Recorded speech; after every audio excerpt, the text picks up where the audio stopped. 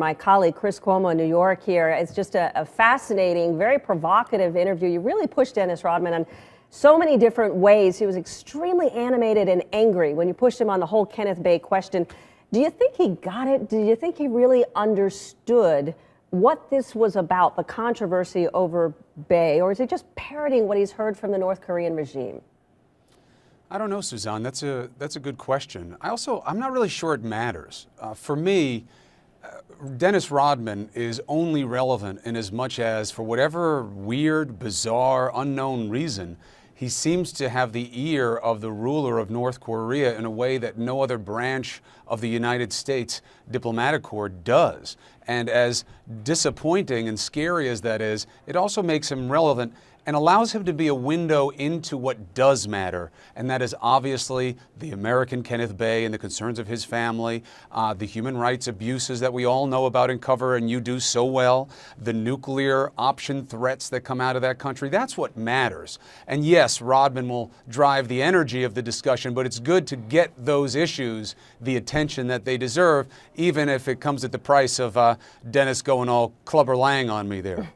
You bring up a good point. I mean, the fact that we have an opportunity to talk about Kim Jong-un, that we have an opportunity to talk about human rights abuses and Kenneth Bay, all of that certainly matters. You look at the players, and you mentioned this a couple times in your interview, that you have a great deal of respect for who these men are and what they do.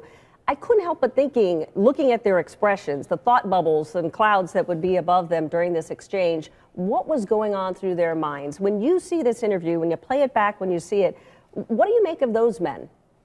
Well, they weren't mic'd, okay? Only Charles Smith and Dennis Rodman were mic'd. So it's not as if they had an opportunity to speak their own piece. That wasn't the understanding of what the interview would be. I see the same looks of kind of being perplexed that you do there. And I feel for them because, make no mistake, and it's not just because several of them are New York Knicks and I'm a diehard Knick fan. This isn't about sports. It's that I believe in the idea of cultural exchange, as I'm sure you do. We've seen it work in places. And I do know that Charles Smith does good work. And we're digging in a little bit to exactly what the situation is there.